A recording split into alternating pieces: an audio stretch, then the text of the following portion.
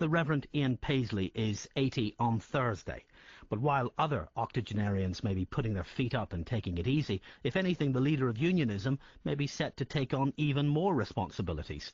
That's if the British and Irish Prime Ministers can get their way and pull together something like an agreement to restore the Stormont Assembly with Dr Paisley as the First Minister. But when I spoke to Ian Paisley last night at his home in Belfast, I asked him how he was feeling as he approached 70 years. Well, I feel amazingly well. I've had a very good spell of health this past 12 months, and I feel amazingly well. I just need to remember that I am coming up to 80. Sometimes you could forget that you were getting old. I need to just say to myself, now you're not as young as you used to be. You went through some very serious challenges to your health in the last couple of years. How are you now? Yeah, I'm feeling very, very well. And I feel absolutely, I'm told by my experts that I am absolutely cured of all my troubles, and that I can look at myself and say, you're not suffering from anything. And I can feel that, of course. I mean, I always say to my people, there's no use you listening to somebody telling you you're looking well when you know in your heart you're not well. I mean, the best register of being well is yourself, and an inner witness that you have vim and fire and strength and energy, and you want to do things. And I certainly want to do many things. Did you have a certain reticence about talking about your illness in the past couple of years? A kind of uncharacteristic coyness? It's as if you were worried that some people might use that information against you. Well, what I didn't like was people telling me, I mean, I read a list of all the diseases I had in the papers, and that angered me because not one of their guesses were correct, you know, and it annoyed my grandchildren. You know, they at school, people said to him, your father has cancer, your father has this, that, grandfather has. And I mean, it annoyed them, and that annoyed me. And I said, I am going to make no statement about my health. And then, of course, the last paper I saw writing about it said that they had found a mysterious pill in the Ulster hospital which had cured me. So that was the end. I'm tempted to use the word apocryphal here. Yes. Well, it was apocryphal. I mean, I don't think that a person's health should be taken into the open, and people with no authority of truth just make up yarns about you. But I think there was a wish among some people that I would die, and they thought that this was my end, that the end had come. How foolish they were. Well, let's come to the key political question that's facing us this week. I'm not sure if Tony Blair and Bertie Ahern realised that they were coming to Northern Ireland on your 80th birthday on Thursday, but it's going to be an important day. It looks like Downing Street has its mind set on November the 24th as a deadline point to try to move the process along to getting the Assembly up and running again. Realistically, what are the chances of an Assembly by that date, or an agreement to produce an Assembly by that date? Well, I know nothing.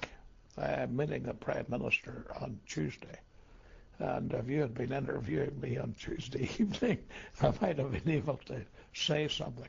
I don't know what they're going to do. I have read the paper. I've read all the conflicting reports from various politicians who think they know. And I think that to say that they're going to call the Assembly together to try and get an executive set up is absolutely nonsense.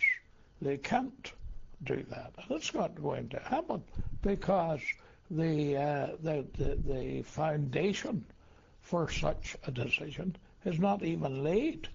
And the foundation, of course, it must be the end of terrorism, and must be that this is on a solid democratic foundation. Now, they haven't done that. So That is not going to work.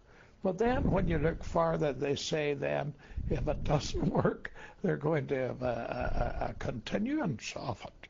Now, are they going to have a shadow assembly, which we ourselves have suggested, and others have suggested and then withdrawn, and maybe they're coming back to that?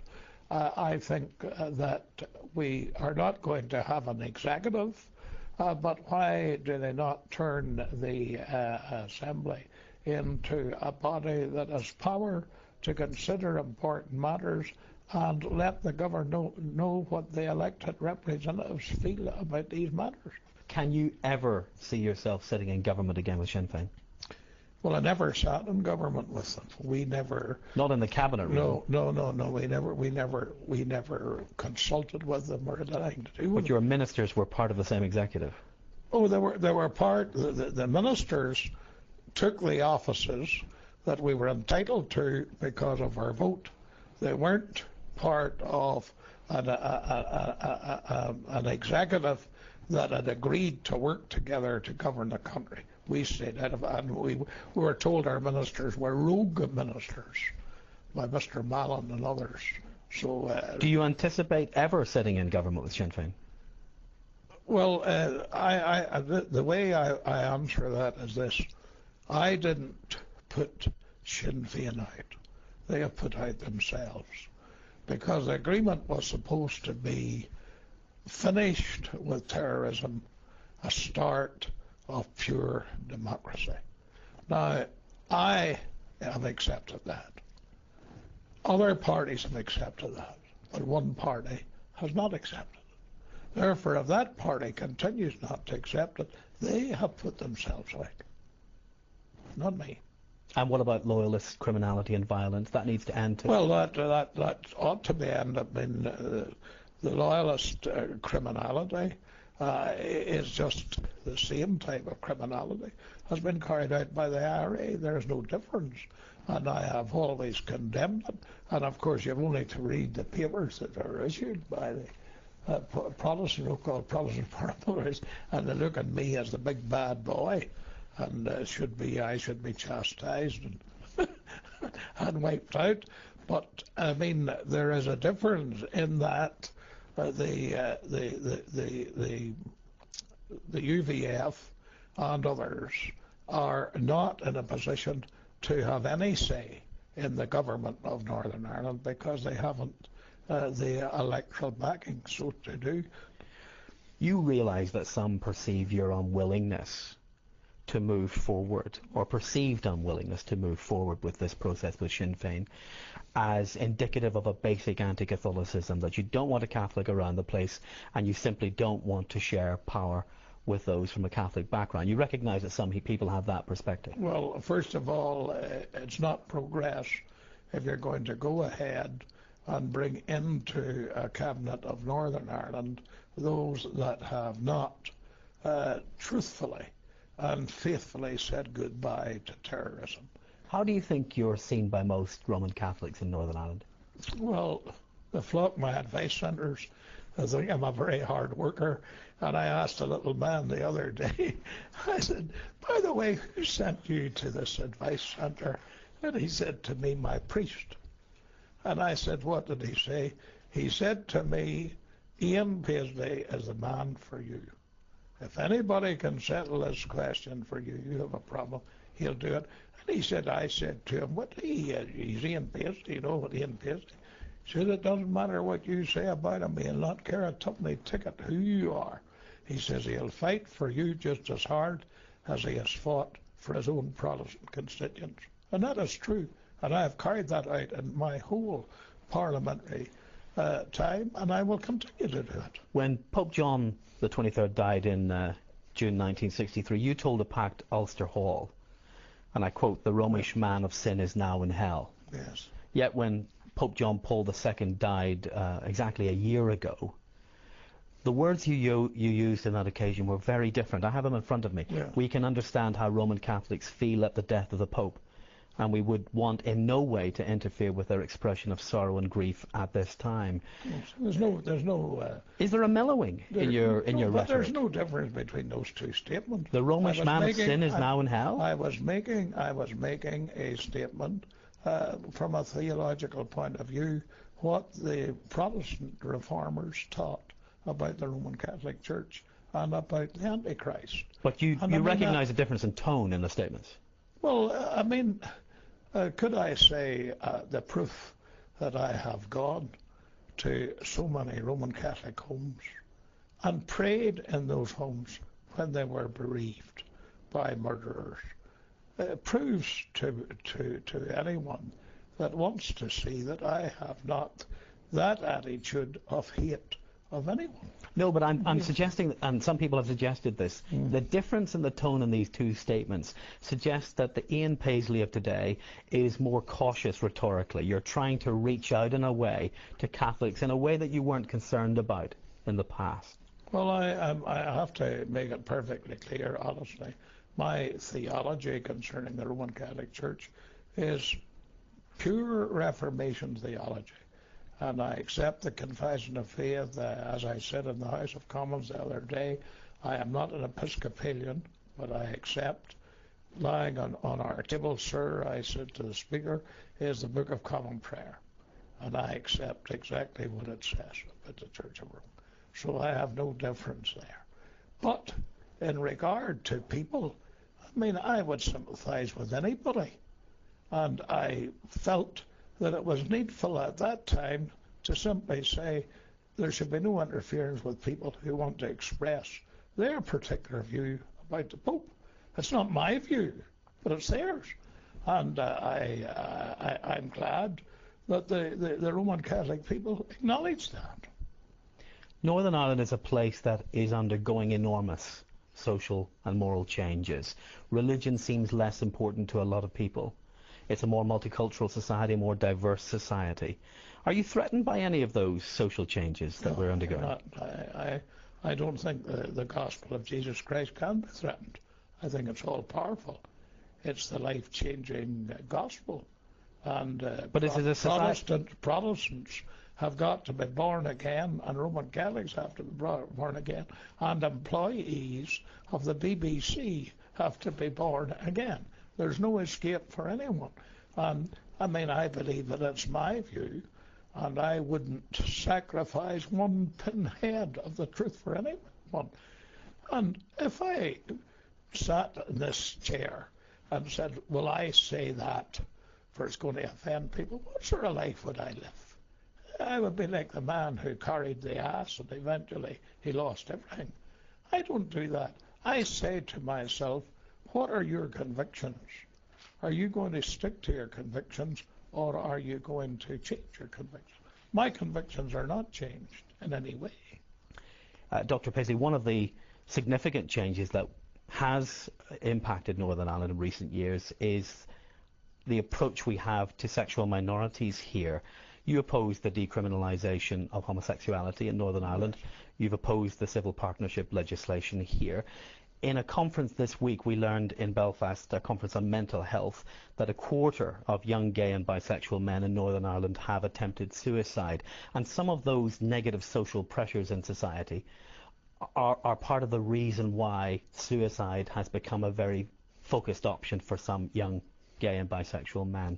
Are you concerned to create the kind of inclusive society in the future that would reverse that statistic? Well, it would be interesting to hear the analysis from the other side. Is not the practice of homosexuality bring this about, and not the attitude of people to the practice of homosexuality? You know what I mean? What influence does that relationship, which is not a natural relationship, have upon a person's makeup? I mean, we have to look at that. And I love all men. I can say that before God. I love all men. And I want them to come to the best possible position, which is reconciliation with God through the blood of Christ and a new birth, which will give them the ability and strength to behave in all matters in keeping with the commandments of God. You're also a Democrat. You believe in a free society, a society where people have civil and religious and moral freedoms so that people can make choices you personally don't agree with. Not to break the law. But to make choices you personally don't agree with. Oh, yes, certainly people have to make their choices. And shouldn't you as a political leader create structures in society that guarantee that freedom for everyone? No, I don't think I'm under any responsibility to make it easy for people to break the law. I believe there are certainly laws in the Bible that I must keep to. I must keep to the Ten Commandments. And I believe that I have to fight for the right of the government to stick to the laws of God. If they depart from the laws of God, I will have done my duty, both as a parliamentarian and as a Christian, of defending what I believe to be right. But I'm not responsible for what happens after that. And it would be unfair for anyone, because if you opened up that door, where would you be? You've just returned from Bob Jones University, yes. Where you've been renewing friendships, and yes. Friendships that go back many, many years. Yes.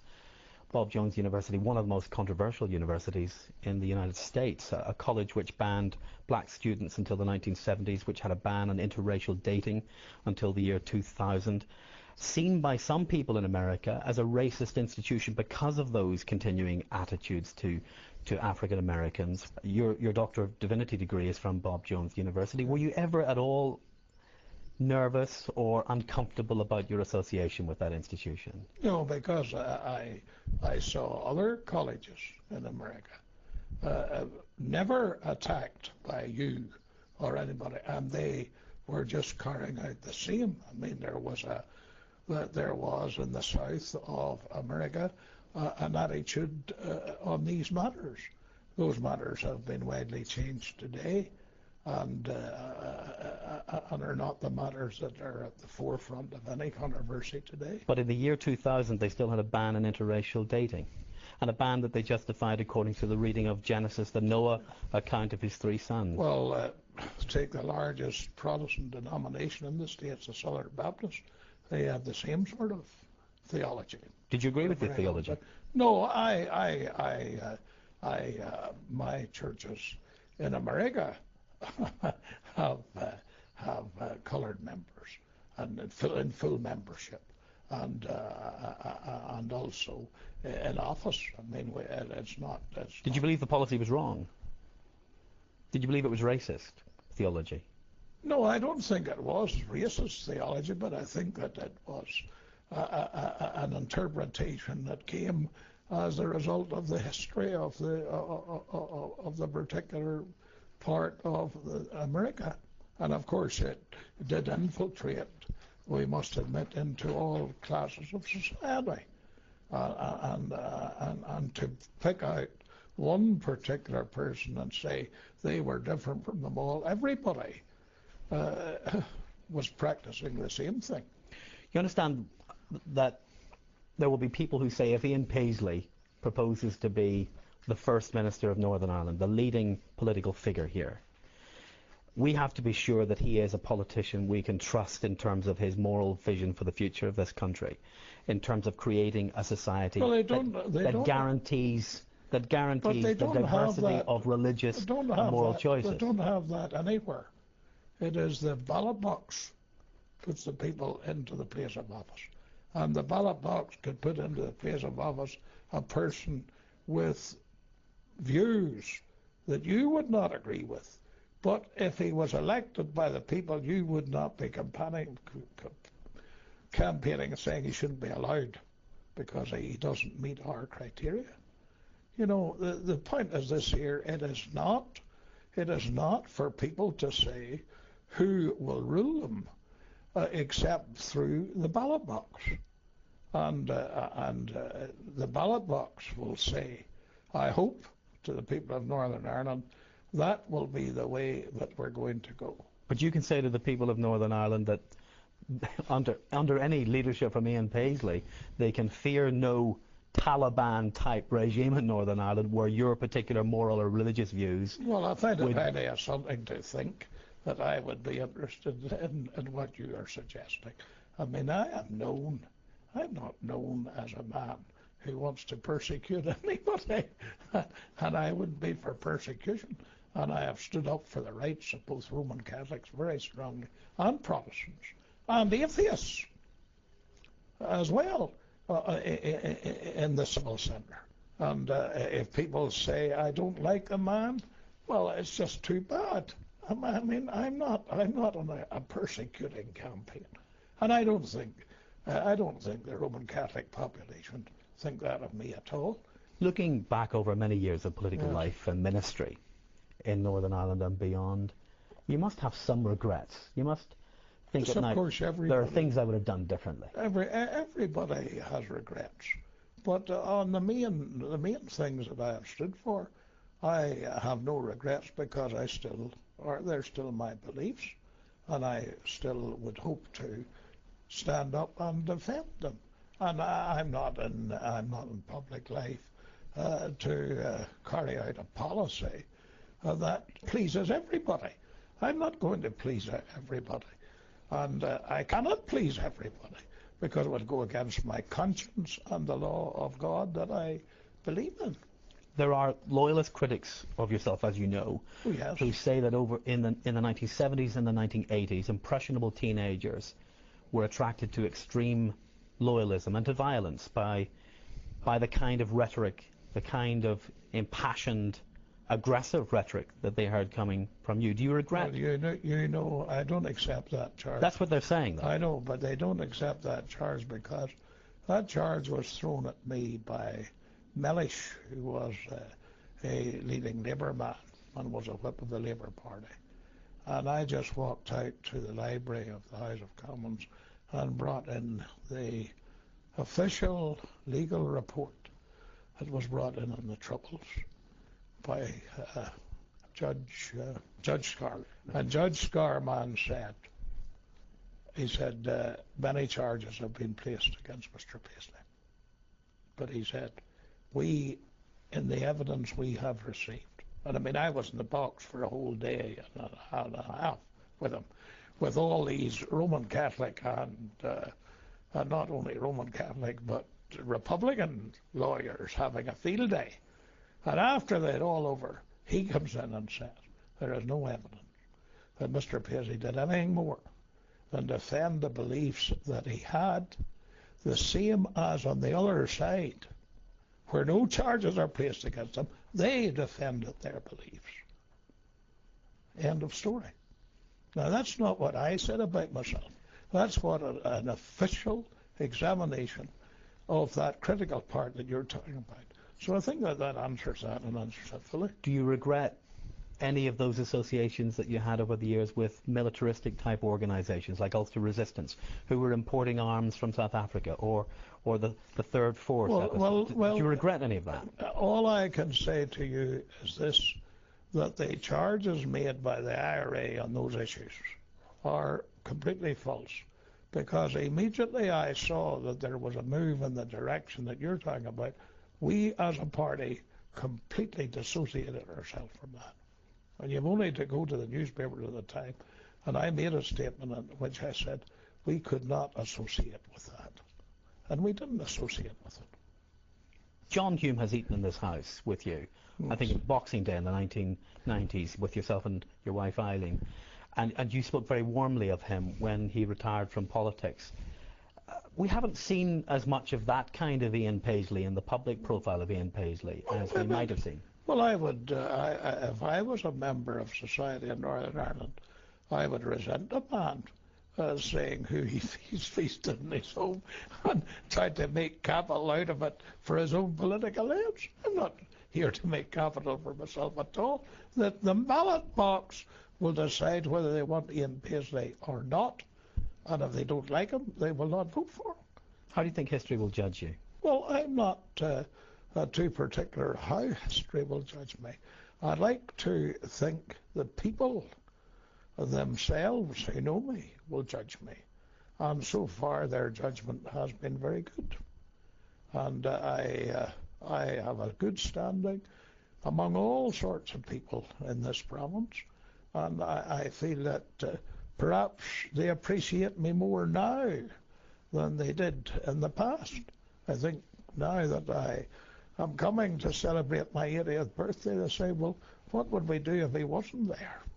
I may be wrong on that, but that's the way I feel.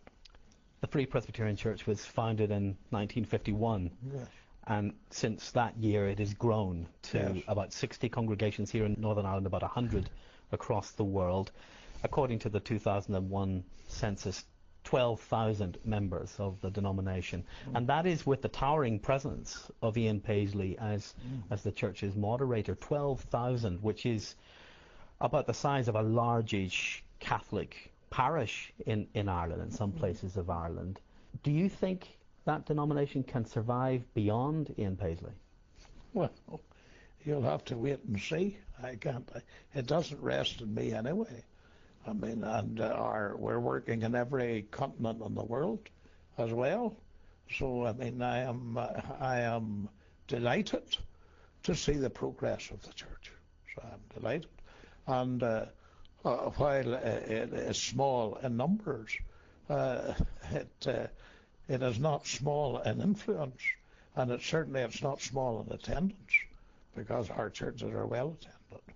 So and we have some very fine buildings across the country, and I hope we will continue, and I think we will, but I don't think it depends on me, and I'm not responsible for tomorrow either. I keep saying this to my people. I will be responsible for my leadership in this church and in this country the time I need it. After that, I can't know. I mean, the greatest of movements have been marred after a brilliant leader has left them. And of course, I don't feel that the church depends on me. I think that the church depends on the power of God and people in the church who are born again of the Spirit of God and are Christians. I believe they are the power of the church. And what about the party, the Democratic Unionist Party? It has a future beyond Ian Paisley, but I imagine already there are forces within the party trying to determine what kind of future that will be beyond you. Perhaps a secular strategy in one side of the party, wanting to reach out beyond the perception in some people's minds that the party really is inescapably linked to the Free Presbyterian Church, and on the other side, a strategy to maintain something of Ian Paisley's legacy. Could I answer that question by saying, how could 12,000 people control the votes of the country? Well, you said it has a power beyond it's an influence beyond its number. It has an influence, but it doesn't make people vote. I mean, the people in my party are not picked for office because they're Free Presbyterians. Picked for office because the people vote for them. And I can't do anything else. And if they don't like their religion, then they are the bigots for saying, well, not vote for you. You're a DUP man, and you're probably an FP man as well. It's not true. I mean, we have officers in the Presbyterian Church, elders, who are my best supporters on issues. You know, so I think that is a completely wrong view of the situation politically.